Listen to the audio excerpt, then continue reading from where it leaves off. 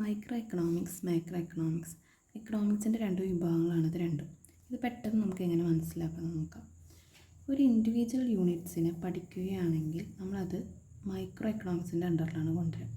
ഒരു ഇൻഡസ്ട്രീനെ മുഴുവനായിട്ട് പഠിക്കാതെ അതിലൊരു ഫേമിനെ പഠിക്കാം, അല്ലെങ്കിൽ ഒരു ഹൗസ് ഹോൾഡിനെ പഠിക്കാം. അങ്ങനെയുള്ള കാര്യങ്ങൾ, അല്ലെങ്കിൽ ഒരു പ്രൈസ് എങ്ങനെ ഡിറ്റർമിൻ ചെയ്യാം ഒരു കമ്മോഡിറ്റിയുടെ, അങ്ങനെയുള്ള കാര്യങ്ങളാണ് മെയിനായിട്ട് മൈക്രോ എക്കണോമിക്സ് നമ്മൾ സ്റ്റഡി ചെയ്യുന്നത്. എന്നാൽ മാക്രോ എക്കണോമിക്സിൻ്റെ കാര്യത്തിൽ സെയിം അല്ല. അതൊരു ഇക്കോണമി ആസ് എ ഹോൾ, ഒരു ഇക്കോണമിനെ മുഴുവൻ പഠിക്കുന്നതാണ് എന്ത് മാക്രോ എക്കണോമിക്സ് എന്ന് പറയുന്നത്. അപ്പോൾ മെയിനായിട്ട് ഇവ തമ്മിലുള്ള ഡിഫറൻസ് എന്ന് പറയുന്നത് മൈക്രോ യൂണിറ്റ്സിനെ അങ്ങനെ മനസ്സിൽ വിചാരിച്ചാൽ മതി. മൈക്രോ യൂണിറ്റ്സിനെ കൂടുതലായിട്ട് സ്റ്റഡി ചെയ്യുക, അതായത് ഇൻഡിവിജ്വൽ യൂണിറ്റ്സിനെ കൂടുതലായിട്ട് സ്റ്റഡി ചെയ്യുന്നതാണ് മൈക്രോ എക്കണോമിക്സും. മാക്രോ എക്കണോമിക്സ് എന്ന് പറയുന്നത് ഒരു ഇക്കോണമീനെ മുഴുവനായിട്ട് നമുക്ക് എങ്ങനെ പഠിക്കാം, ഒരു മാക്രോ ലെവലിൽ ഇതിനേക്കാളും ഒരു വലിയ രീതിയിൽ നമുക്ക് എങ്ങനെ ഒരു ഇക്കോണമിനെ പഠിക്കാം എന്നുള്ളതാണ് നമ്മൾ മാക്രോ എക്കണോമിക്സിൽ വരുന്നത്. ഇതിൽ മെയിനായിട്ടും national income accounting, per capital income accounting, അങ്ങനെയുള്ള കാര്യങ്ങളൊക്കെയാണ് മെയിനായിട്ട് മാക്രോ എക്കണോമിക്സിൽ വരിക. അപ്പോൾ നാഷണൽ ഇൻകം അക്കൗണ്ടിങ് എന്നൊക്കെ പറയുന്നത് ഒരു ഇക്കോണമിയുടെ മുഴുവനായിട്ടുള്ള കാര്യങ്ങളല്ലേ. അപ്പോൾ അതൊക്കെ കൂടുതൽ മെയിനായിട്ട് നമ്മൾ എന്തിൽ ഫോക്കസ് ചെയ്യും, മൈക്രോ എക്കണോമിക്സിൽ ഫോക്കസ് ചെയ്യും.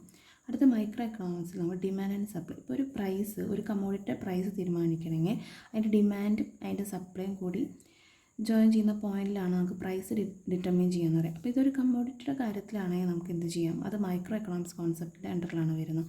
എന്നാൽ ഒരു മാക്രോ എക്കണോമിക്സിൽ ഈ കാര്യം നോക്കുകയാണെങ്കിൽ അതൊരു ആഗ്രിഗേറ്റ് ഡിമാൻഡ് ആൻഡ് ആഗ്രിഗേറ്റ് സപ്ലൈയുടെ കാര്യത്തിലാണ് നമ്മൾ നോക്കുക. അപ്പോൾ എന്താണ് ആഗ്രിഗേറ്റ് ഡിമാൻഡ്? ഇത് മാത്രമാണ് ഇതിൽ നിന്ന് ഇവിടെ ചേഞ്ച് വരുന്നത് കാണുന്നുള്ളൂ.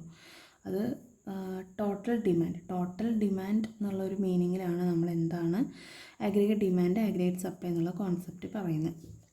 നെക്സ്റ്റ് മൈക്രോ എക്കണോമിക്സ് നമുക്ക് എങ്ങനെ പറയാം, price theory, also known as price theory, അതാണ് മൈക്രോ എക്കണോമിക്സ്.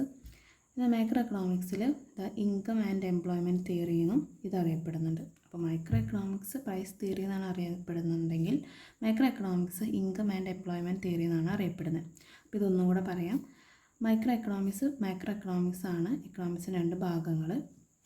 മൈക്രോ എക്കണോമിക്സിൽ കൂടുതലായിട്ടും ഇൻഡിവിജ്വൽ യൂണിറ്റ്സിനെ സ്റ്റഡി ചെയ്യുകയാണെങ്കിൽ മാക്രോ എക്കണോമിക്സിൽ കൂടുതലും അതൊരു ഇക്കോണമി ആസ് എ ഹോൾ എന്നുള്ള കോൺസെപ്റ്റിലാണ് നമ്മൾ സ്റ്റഡി ചെയ്യുന്നത്.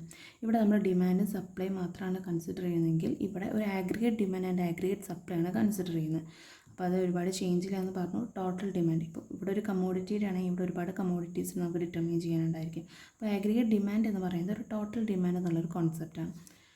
പ്രൈസ് തിയറി എന്ന് മൈക്രോ എക്കണോമിക്സിനെയും income and employment theory macro എക്കണോമിക്സിനെയും പറയും. ഒരു അഡീഷണൽ ഇൻഫോർമേഷൻ എന്നുള്ള രീതിയിലേക്ക് ഈ മൈക്രോ എക്കണോമിക്സിന് ഈ മൈക്രോ എന്നുള്ള ടേം ആദ്യം കോയിൻ ചെയ്തത് റാഗ്നർ ഫ്രിഷ് ആണ് ആദ്യമായിട്ട് മൈക്രോ എക്കണോമിക്സ് എന്നുള്ളത് കൊണ്ടുവന്നത്. എന്നാൽ മാക്രോ എക്കണോമിക്സ് അങ്ങനെ ഒരു മോഡേൺ മാക്രോ എക്കണോമിക്സ് കൊണ്ടുവരുന്നത് ജെയിം കെയ്ൻസ് ആണ് ഇത് കൊണ്ടുവരുന്നത്. അത് നമുക്കറിയാം, നമ്മുടെ ഗ്രേറ്റ് ഡിപ്രഷന് ശേഷം ഇങ്ങനെ പുതിയൊരു ബ്രാഞ്ച് എക്കണോമിക്സിൽ വരികയും അത് ഇൻട്രൊഡ്യൂസ് ചെയ്തത് ജെയിം കെയ്ൻസ് ആണ്. അപ്പോൾ ഇതാണ് നമുക്ക് സിമ്പിളായിട്ട് എങ്ങനെ മൈക്രോ എക്കണോമിക്സ് മാക്രോ എക്കണോമിക്സ് മനസ്സിലാക്കാം.